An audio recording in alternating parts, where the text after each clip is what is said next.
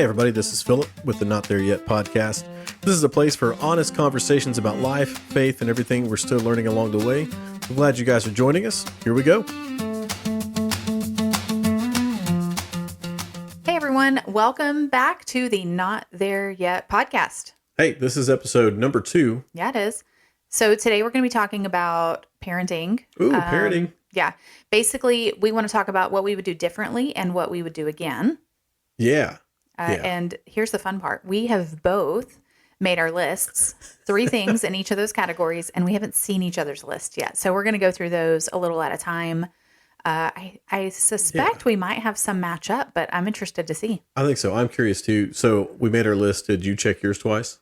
I am an Enneagram 1. I think I checked it 10 times. Okay. Well, I think I checked it twice. Maybe not really, but yeah. I tried to be more laid back about it. Okay. Hey, first off though, let's do our This Day in Facebook. Oh, so fun. There's this really super fun, I don't know what's going to happen today. I haven't looked yet. The super fun segment we want to start with every now and again, but it is This Day in Facebook. What happened that we want to draw attention to or highlight or whatever. Oh, this is a good one for me. Okay, yeah. So I'm glad we're doing this one today. All right, kick it off. Let's go. So 2 years ago, man, if you know me, you know I love baseball.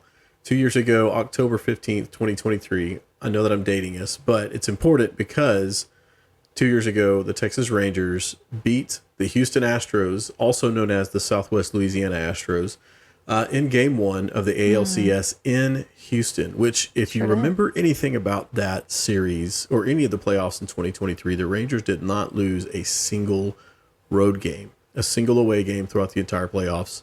Was awesome. So many great memories. The very first and thus far only World Series championship for the Rangers, but Game 1 in Houston. Such sweet times. Very exciting. It was very exciting. All right, your turn. Okay, I'm looking back through my Facebook memories, and I'm trying to decide which one I want to talk about. There's probably some pretty good ones. I was selfish and didn't go with one that had to do with our kids going into a parenting episode. Was totally selfish for me. That's okay. Okay, well, I found one that's just funny. It's just silly, but it also it still rings true. Okay. So I shared a post in 2015, so 10 years ago today, a decade ago, and I shared a post, and apparently today is I Love Lucy Day, or at least back then it was, and I love Lucy. She is one of my faves. I love that show. So, and it's a screenshot of the Vitamita Vegemin episode. Goodness. And the quote is on there. Do you pop out at parties? Are you unpopular? Oh my goodness. The answer to all your problems is in this little old bottle. I don't think that's right. I think she says biddle-loddle. Probably does. I don't remember. This biddle-loddle because she's drunk because Vitamita Vegemin had a high alcohol content, and they kept having her redo the take for the commercial she was trying to do. I Love Lucy. I shared it. I said it was one of my favorite episodes. That still rings true. So a decade ago, I loved Lucy, and I still love her now. The first time I remember hearing that phrase was from your dad, actually. Do you pop out at parties? Do you poop out? It's not disturbing at all. Your dad was so funny with the dad jokes. Always good times. That's funny. That's not surprising. No, not at all. If you know him, you understand. So, and he's got great dad jokes. To know him is to love him. That is very true. And to get hit with dad jokes frequently. Common experience. Yeah. All right, so let's jump in. So, okay. Do you want to start with things we would do differently or things we do again, or pop back and forth? Oh, let's. I don't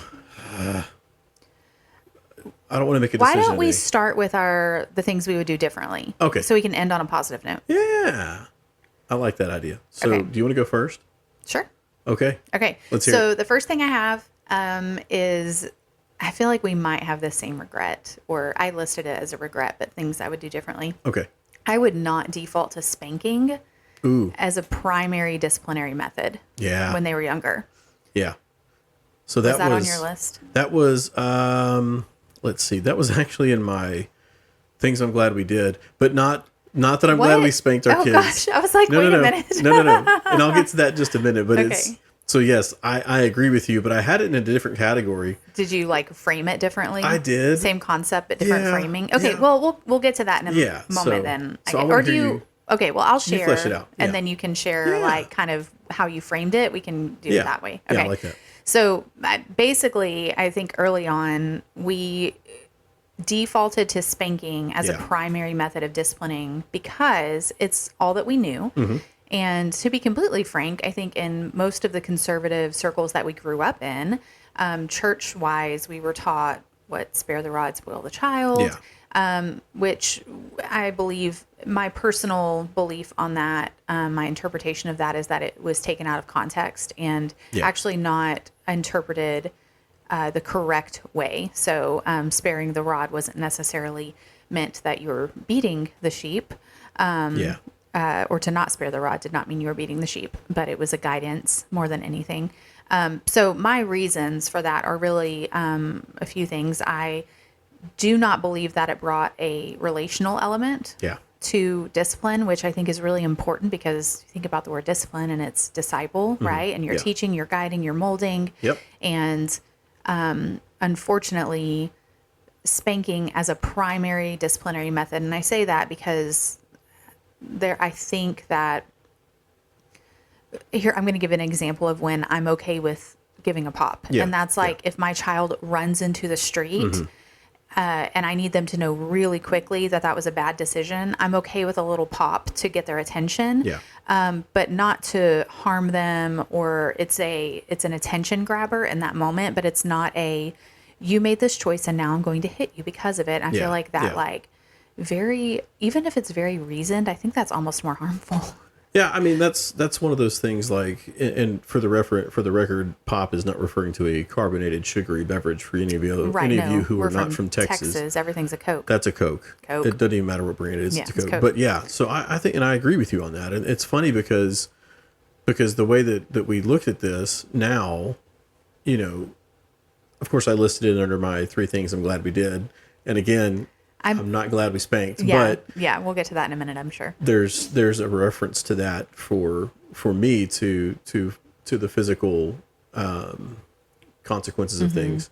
But I agree with you on that. I think that, there's a lot of, am I feeling like it feels like there's a lot of detriment that comes out of telling a kid not to hit somebody by hitting them. Yeah. Or telling them don't do something with a physical altercation. And it goes back to that, what you just said a minute ago, that passage in Proverbs 13:24. It's misunderstood and misinterpreted. And I think, again, it goes back to behavior modification versus heart transformation. But we'll get to that in just a minute. Well, and that side of it. And I was thinking about it. You just said this too about like spanking, don't hit, therefore I'm going to hit you to remind you not to hit your brother or whatever. Something that I frequently said to our kids when they were younger, when they would use their hands against one another, was hands are for helping, not hurting. Saying God gave you the gift of hands, but he gave you that gift to use to benefit others, not hurt them. And I think that it's easy as parents, if that's the culture that you grew up in. And here's the deal. I don't feel like everybody grew up in a culture like that. Like, I've met people who they were like, that was not a normal part of my growing up. Spanking was not. For us, it was what we knew. It's what our parents knew. So there's no fault there. It's just, you do what you know. But I think that it's easy for parents to kind of not, I guess, kind of have a two-faced approach. And that's not the word I'm looking for. What am I looking for? Like a double-sided approach to it, and be like telling your kids, don't hit your brother. You use your hands for helping, not hurting. And then as the parent, you're like, well, this is what we're supposed to do. And you separate it. And then also I would say, as I was saying it a moment ago, like, if you think through, like, if I harmed you and I thought through it in advance and I was like, I'm making a plan to harm him and I'm going to tell him why, and then I'm going to do it. That feels like, that does feel a bit plotty. Yeah. And, I don't know, Plotty. Like a little, like, I don't know, there's like a word, like somebody who like enjoys hurting other people. I don't know. It's probably some fancy-ist word. Yeah. And I can't I'm afraid I'm going to say the wrong one. Yeah. So don't do it. Yeah. So I think, for us, that was a learning period. I wish that we would not have defaulted to that early on. And I'll save the where we got to, because I think that's probably where that's where you're heading. But I also have a quote on that one. Can I share a quote? Yeah, let's do it. It's super biblical. You ready? Okay. The quote is, See if you can tell me who said this. You ready? Oh my goodness. The look on your face right now makes me all kinds of uncomfortable. Okay, the quote is, would I rather be feared or loved? Easy. Both. I want people to be afraid of how much they love me. Michael Gary Scott. Very good. Very good. The Office. Yeah. That's a silly quote, but really it comes down to I never wanted our kids to obey out of fear. Yeah. I wanted them to obey out of relationship and a desire to remain in unity with us, like to have an aligned relationship with us because they loved us, not because they were afraid of the consequences. And I think there's a place for both, if I may say that. I mean, as parenting, as parents, there are times that we have to issue consequences that are not fun. And there's a place for that. But for spanking specifically, I felt like it was only driving in the area of fear of repercussion and not leaning into the relationship. So that's number one on things I would do differently. Yeah. Okay. So for my things I would do differently, number one, judge other parents before we had our own kids. Ooh. That one kicks me in the face every time I see a new parent or somebody who's pre-kids and is like, well, my kids, and this is the fateful phrase, my kids will never. And I'm like, I remember saying that, and I remember my kids did. And I was like, am I failing as a parent? And realizing, no, we're not failing as parents. They're just kids and we're new parents and we're learning that. And so, my points on there were I was the best parent in the world until I became a parent. And then I realized that I had no idea what I was talking about. And then along with that, there's no handbook for parenting. Like there's no algorithm, there's no formula. And the handbook situation, the Bible is one that people will, well, the Bible tells you how to do everything. And I'm like, I don't think it says what to do with your kid when they run out in the street. Yeah, it's not specific sometimes. But biblical principles and wisdom provided a lot of incredible help and just guidance for us as parents. But it goes back to your point about spanking. How did we understand the Bible right whenever it was talking about discipline, whenever it was talking about that? And we'll come back to that topic in just a minute. But I know for me, like I was so judgmental towards parents, and I wish that I wasn't, because I know there were some people that were really kind of judgmental with us, I'm sure, with our kids. Yeah, and that really sucks to be on the receiving end of that. Yeah, it does. And I feel bad. Or to feel like maybe you are, because then, that's not good. Well, and I feel bad for dispensing some of that judgment that was really, number one, I had zero helpful stuff to offer. Yeah. Nothing, just ideals that were not realistic. Because you hadn't had the experience. We had a dog and we were having a hard time with a dog. Right. And so, but when you have kids, you learn so much about grace. I think we talked about it just a smidge in the first episode, but you learn so much about grace and about the love of the Father through becoming a parent and realizing I really need to be an ally for parents, especially new parents, rather than an eye of stink for them. Yeah. Right. Be who you needed. Yeah. Exactly. Yeah. Be who you needed at that point in your life. So, yeah. Which was somebody supportive, compassionate, willing to listen, and not extend judgment, but extend compassion. Yeah.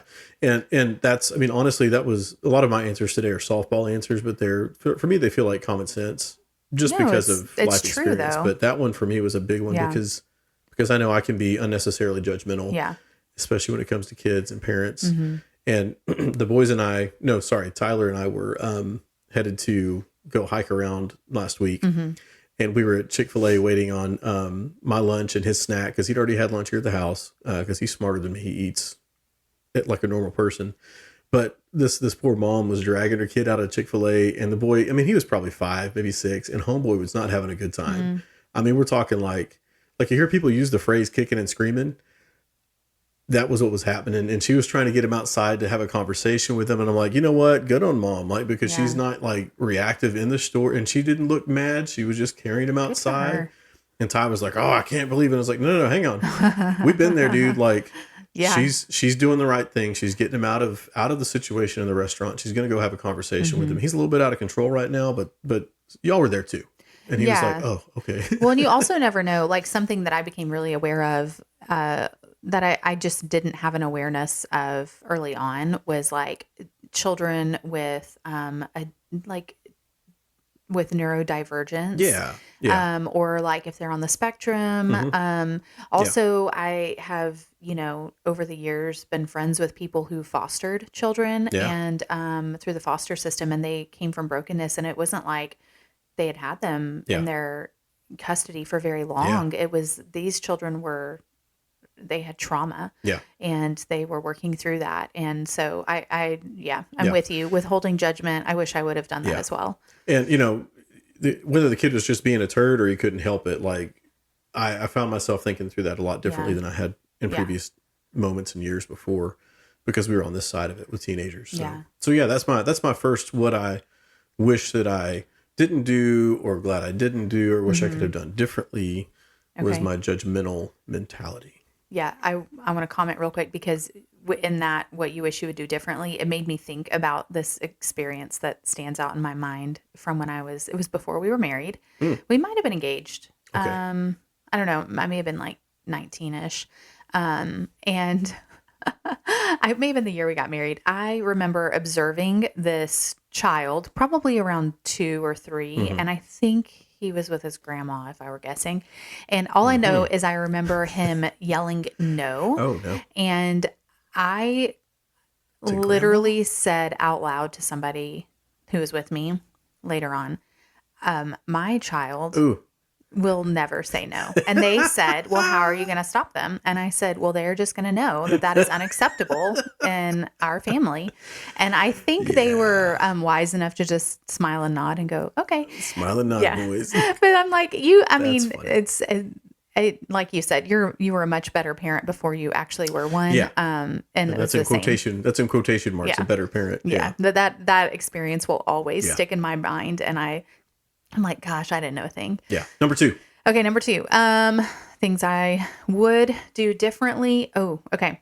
I would not care so much about what other people thought of our family choices. Ooh. That's been a sticker for Sticking point. Sticking point. Thank you. I think I need afternoon coffee today or something. Maybe so. I can't think of the words. It's been a sticking point for me over the years. And there were things that we had talked about, like for our children or for our family. And, there have been times that I've been hesitant to make the right choice for our kids. Not all of the time, but there was a season where it was really hard for me to do what was right for me as a parent, for our children, in whatever season they were in, because I kept thinking, well, what is this person going to think? Or what is this person going to think? Or what will our family say? And ultimately, at the end of the day, it comes down to what's right for our family or that child in that season. And that should be my priority. Yeah. That's where my responsibility lies. My responsibility does not lie with other people's opinions of me.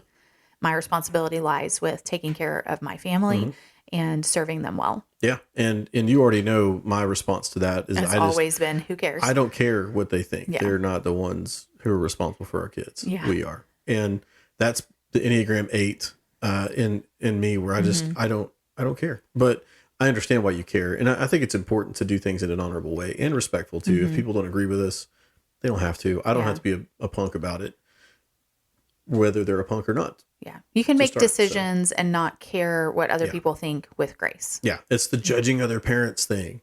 Being there on the receiving end of it or feeling like it. Just because some of that was self-perpetuated. I'm not sure that anybody really was going to judge me, but my inner critic is so strong, and I'm like, oh, what are people going to think? And it made me, kind of freak out a little at times.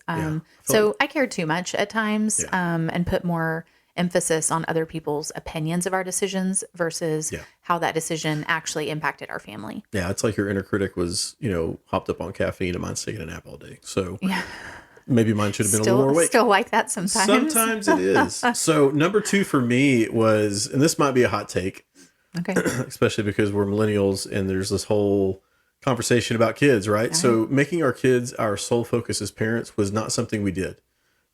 They were not our entire everything, because you see parents that will bend over backwards and do everything for them. Is that what you would do differently? No, that's something I'm glad we didn't do. Like, I'm glad, sorry, let me clarify. Something I'm glad that we didn't do. Okay. I think we framed our lists slightly differently. Probably did. That's okay. Apples, oranges, still fruit. It's okay. Those same are still conversation. good. Okay. But so let me go back. My number 2 is that something that I'm glad that we didn't do, right, as a family, was that we did not make our kids the sole focus of our lives as parents. And that might be a hot take. Yeah. Because it is important for us as parents to focus on our kids, but not make them the focus. You hear it all the time, even when it comes to marriage relationships. You hear that when you talk about parenting. You hear that when you talk about friendships and work. All of those things make horrible gods, right? And our kids, they're like we were when we were kids. They're selfish because that's just the nature of humanity.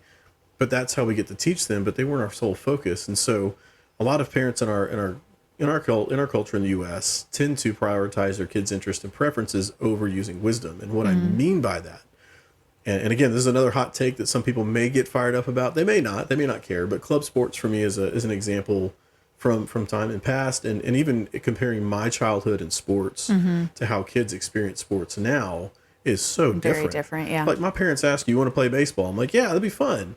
They didn't say you're playing baseball and you're going to travel 6 months out of the year. It was mostly recreational. Like the club side of that had not really taken on. I think that it existed, but in our circles and where we were, it was not very prominent. There was certainly club ball in the town I grew up in, but it wasn't all consuming of those kids' time.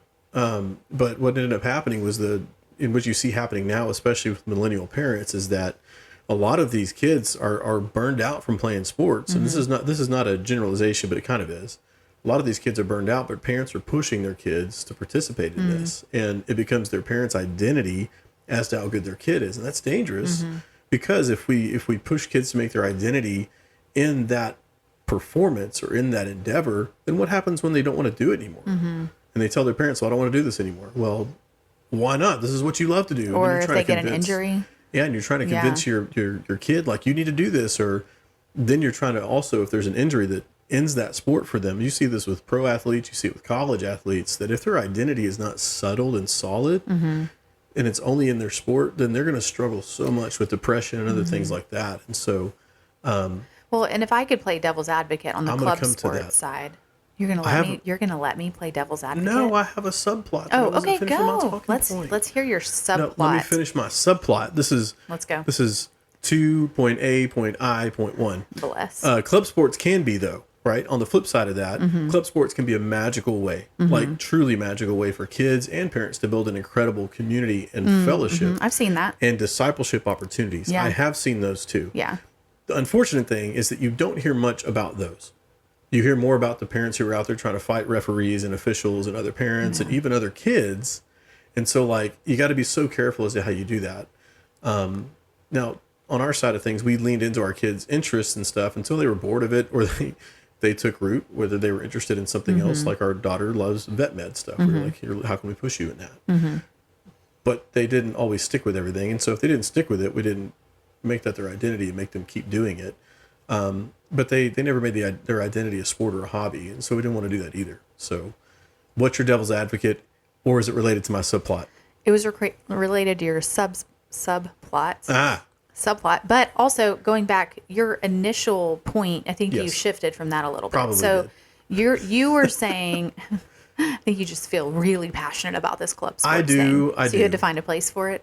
Is that it? No, I think it was a perfect example of where I was trying to go as a parent, not focusing only on my kids. So you're saying, and so I would say too, I would add to that, because I agree that something that we've prioritized over the years, and I can think of two examples in the way this is playing out for us over the years.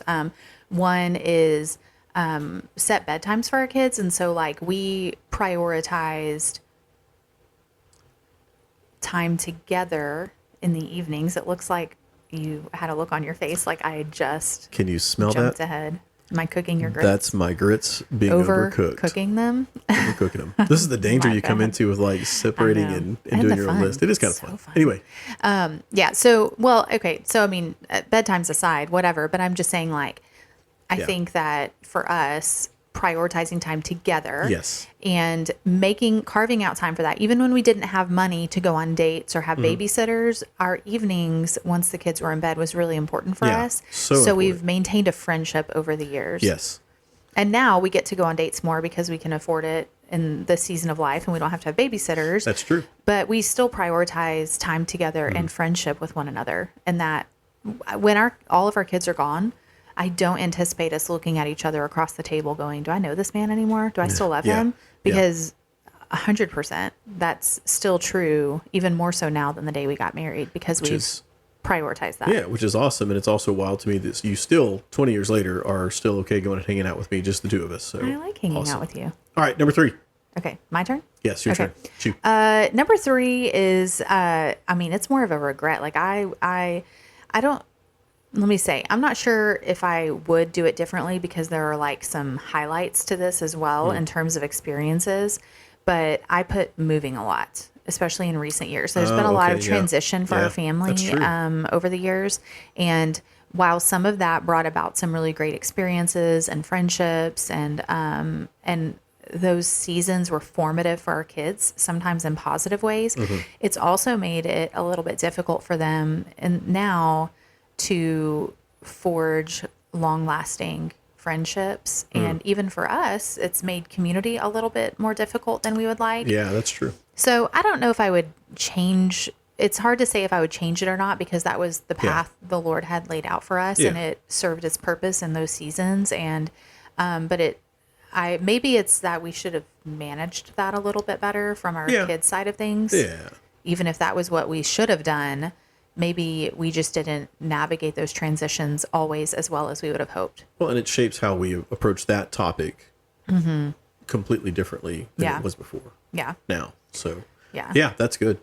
So that's all I have to say on that. I just think it's looking back, I kind of wish we would have handled that differently, or that maybe we would have figured out a way to like stay put in some places a little bit longer, or encourage or helped them navigate how to have friendships even through seasons of transition that were long lasting. Having intentional conversations about it for sure. Yeah.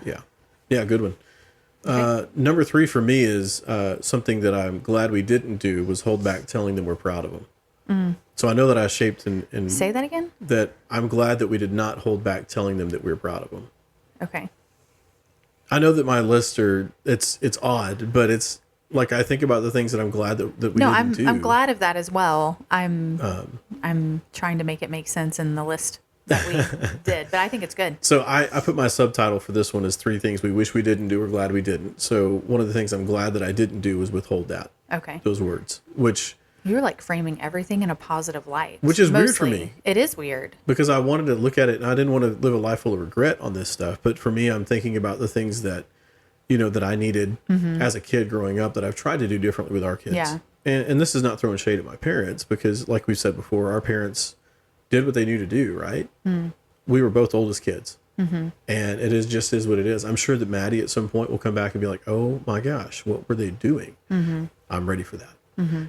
My heart may not be ready for it, but my mind's ready for it. Yeah. But with our kids, I think about, one of the things that I want our boys and Maddie all to hear is, I'm proud of you.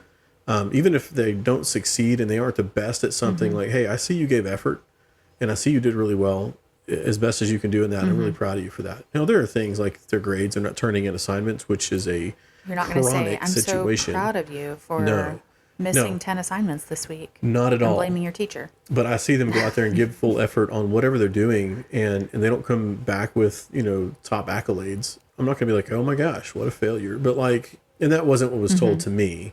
But I want to be sure to verbalize, if I'm feeling like, hey, I'm proud of them, I want them to know that. I want them to know and understand that, hey, you don't have to be perfect. And you don't have to do everything exactly how you thought you were going to for me to be proud of you. And so feeling like you haven't made your parents proud of you is actually a pretty difficult feeling. And I wanted our kids to know, hey, I'm proud of you. And it wasn't something that was a platitude. It wasn't something that was well, I guess I should tell them this. It's I really am proud of them because they do some things really, really well. Yeah. And I'm excited. They're incredible humans. Yeah, they are. And most kids are. I don't know that I was, but yes, you were. Sorry. One of my coworkers calls me out on saying that kind of stuff all the time. It's self-deprecation. It's a tool. It's a whatever. But for our kids, I want them to always know that hey, I'm proud of you. Yeah. I'm proud of who you are and who you're becoming. Even if it's not making decisions that we think are the right ones or the ones we would do or have them to make, they're working through it. Well, I think there's a difference in being proud of the person and who they are even if you aren't proud of a decision that they've made. Yeah. I think there's a way to delineate, like, hey, I don't love that you did that, but I'm still proud of the person you are. I'm proud that you took ownership of your mistake and you're seeking to make it right. Like, that's one way to frame it.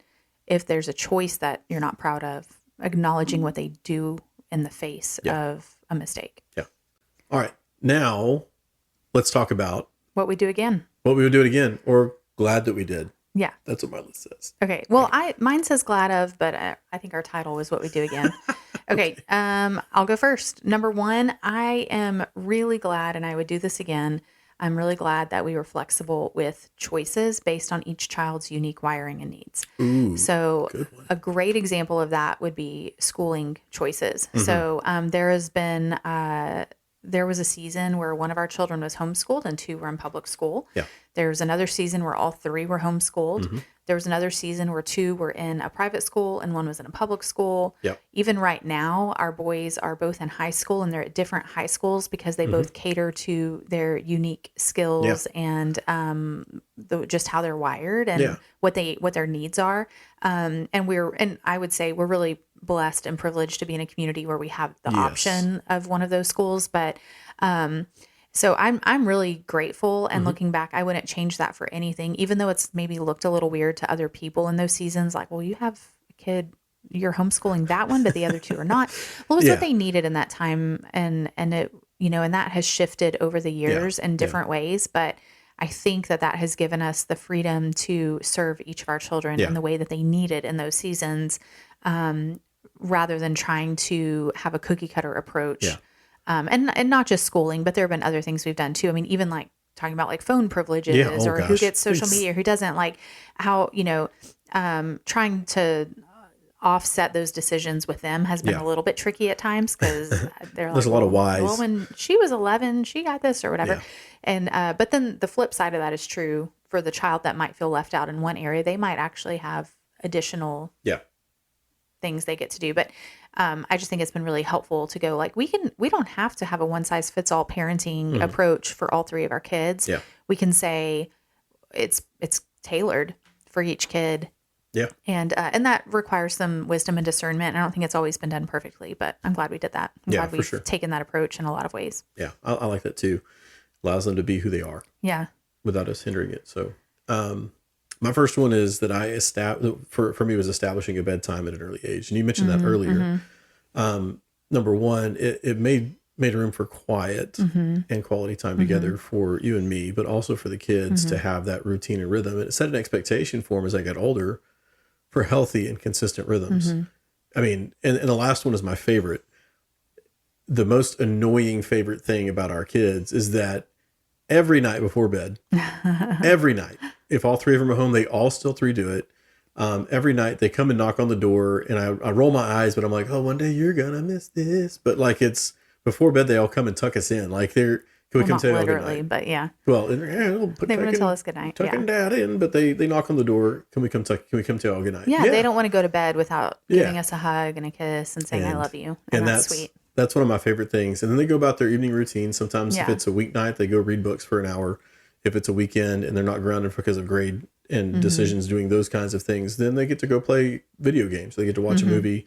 As long as they're not keeping their mommy and daddy awake, because they get to do whatever. And we get tired. Yeah. But I love that they have a bedtime and it's put them in a good place, I think, healthily for like circadian rhythm and all that other stuff like that. They just don't like to stay up early. Yeah. Yeah. Well, you kind of alluded to it. We joke about it. Like when they were younger, we tucked them in and now they tuck us in. Yes, they sometimes, especially on the weekends. Like you're saying, if they're staying up later or if we're just like chilling, watching a movie in our room, they can watch whatever they want in the living room. And it's, I agree. Yeah. So bedtime. Yeah. That kind of feeds into was that the end of yours? That's the end. Okay. Because it kind of feeds into my next one, which is kind of fun. I had said, I'm glad we encouraged independence. And some examples of that were like, nap time or reading time when they were younger, like that was mandatory. Certain afternoons, even if they weren't going to sleep, they still had to lay down quietly or look at books or they had to have some quiet time. As they got older, this has looked like they each have had their own alarm clock and they get themselves up in the morning for school. Oh, that's so awesome. we do not have to drag them out of bed in the mornings. Both of our boys, we have 14 and 16-year-old boys, freshmen and juniors in high school. Yeah. And even if I'm a little late getting up in the morning, or you are there, like this morning, I think you overslept a little. I overslept by about 25, 30 minutes. But you got up and I heard you were already talking to our youngest. He was already up, and the 16-year-old, he gets up a little later. Like their alarm clocks are set at different times. They have different rooms. And so they kind of have that freedom to go, this is how I want my morning to look like. But they do great with it. So the other thing on that is independence. We started about the time that they became teenagers for each of them, or a little before then, we kind of transferred ownership of their laundry to them. Yeah. I don't do their laundry anymore. There's plenty of other stuff around the house that sometimes we all still take part in. Well, yeah, that's true. But they know how to do laundry. They do. They know how to set an alarm and get up in the mornings.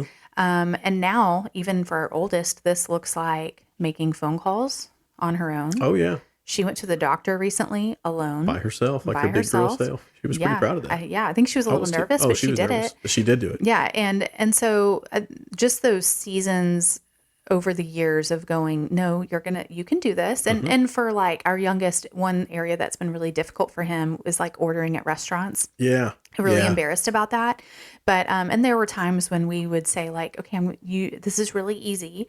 You're going to say this, this, and this, and I'm right here to help you. And sometimes we had to step in and help, but we never just let him settle for not being able to do it. And he has some social anxiety, but now he's able to order for himself at a restaurant. And I just feel like those life skills that I'm really thankful that we didn't back away from teaching those or think, well, this is really hard and annoying now because I'm having to, remind them how to do this or walk them through this. And so, I don't know. For us, I feel like that's been really encouraging to see the fruit of teaching independence. Yeah.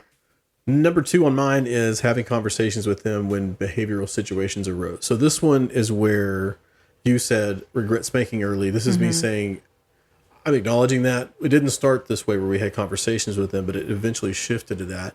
And it came from a friend of mine, who was talking about, the effect of physical behavior modification versus heart conversations. And so that's when that shift started for us. But once we turned from that physical consequences to conversational, improvement started happening. When we started acknowledging, hey, thank you for doing this the way that I asked you to, instead of saying, stop doing what I asked you not to do, which this is a mental note for me to remember to do that with our 14-year-old now. But it helped both the kids and me. Like for me, my heart was so much better when I wasn't feeling frustrated and feeling like I needed to correct with the spanking, which again, it's so frustrating that was where I defaulted to. But the other part of this, it also sets the groundwork for discipleship, like you talked about earlier, rather than behavior modification. But sometimes those emergent situations, like emergencies or repeated things that like, hey, we've talked about this, we've had a real direct conversation about it, and you're still choosing to do this. This is a reminder now. And those were very minimal.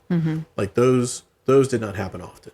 Well, I would rather spank a bottom than have a child get hit by a car or something terrible happen. So, I mean, that may be a hot take for some people too, to be honest. It is, and I'm okay with that. Yeah, and that's fine. There's not abuse. There's not, it's a, like, how do I help my child to succeed and thrive physically? Mostly it's a physical danger that prompts that.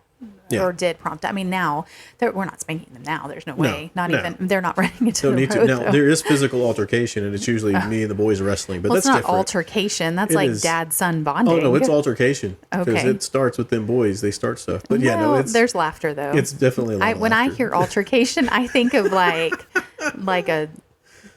It's like not a fight. Dispute. No, it's not a fight. The boys love to wrestle, and I genuinely enjoy that. And that's the kind of physical interaction with them that I would much rather have than the spankings, because the spankings, they never resulted in what we wanted. It resulted in getting an immediate response, but it was never a long-term situation for discipleship. And like we talked about earlier, discipleship comes from teaching. It's not the root word of discipleship, we're going to break it down all scientifically and linguistically, is discipline. And discipline is not spanking. It is discipling, and it's teaching. And so Proverbs 13:24, spare the rod, spoil the child.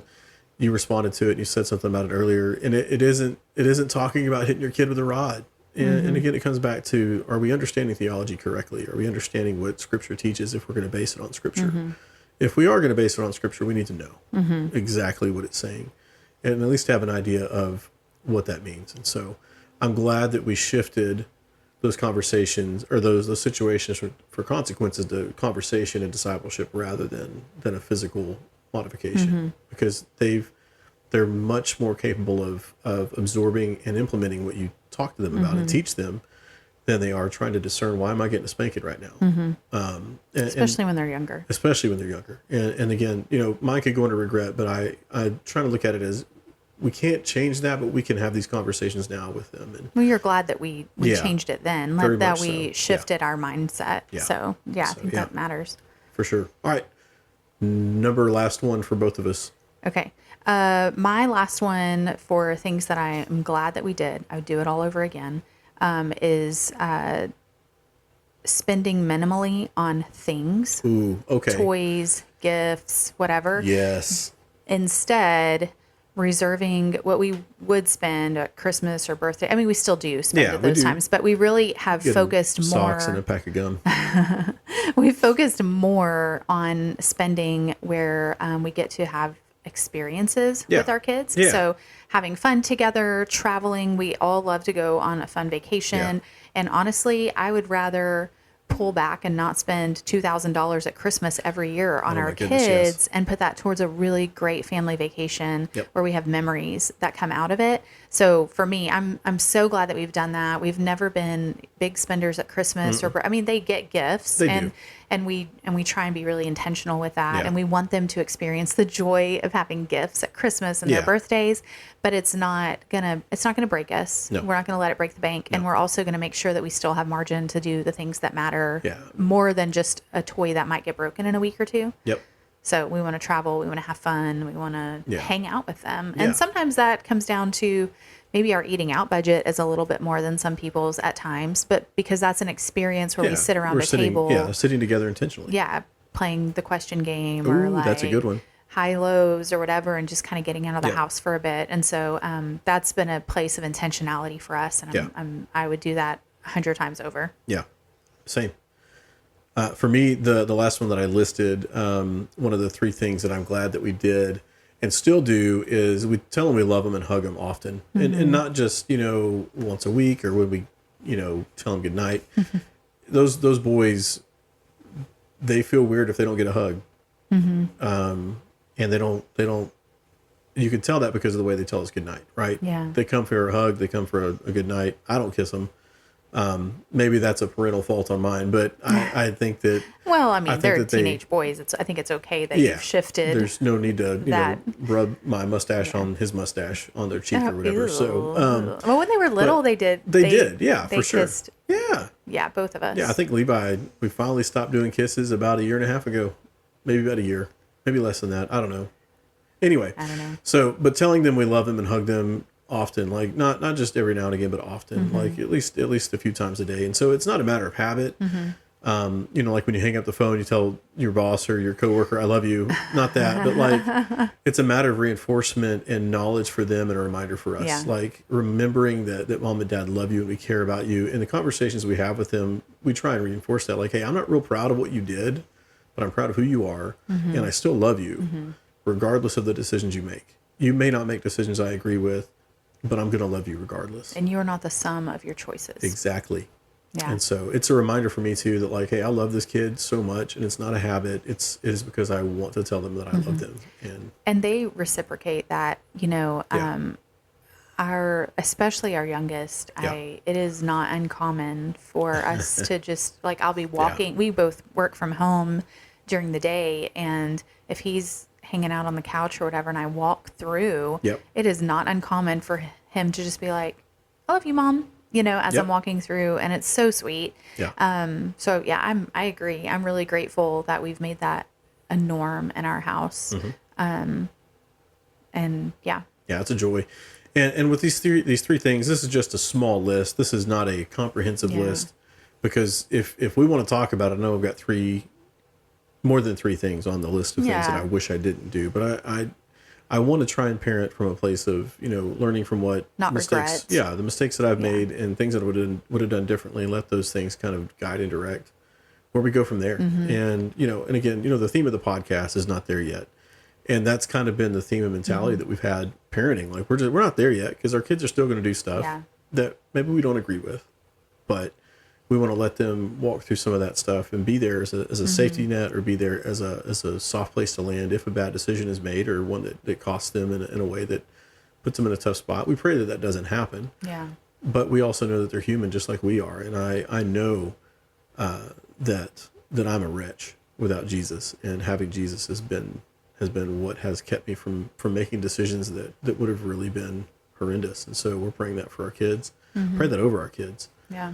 Often. So yeah. This has been good. I mean, I think I just want to reiterate, we're not experts on this, but after 18 years of parenting, I do love that we are able to walk out with or that we can come up with things that we are happy we've done. Like, it's not full of regret. And there are things that, as we've talked about, oh gosh, I wish we would have done that differently. But we're human, they're human, and we're all learning. The most important thing, like you said, is like, we can't go backwards. I can't time travel back to when they were 3 or 4 or 5 and change what I did, but we can learn and move forward and just continue in that relationship and in the most healthy way we know how now. Yeah.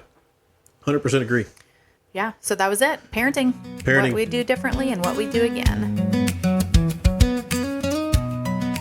Hey, y'all. Thanks for joining us on this second episode of the Not There Yet podcast, as we talked about parenting. 3 things that we are glad we did, 3 things that we are glad we didn't do or would do differently. I hate to use the word regret, but there are some things in there in life as parents that sometimes we do regret. So I hope that you guys were encouraged. I hope that you guys were challenged maybe a little bit. Let us know what you thought. Send us an email at thenotthereYetpodcast@gmail.com. And yes, the is also part of that email address. So anyway, love to hear from you guys. Have a great day. Till we next time.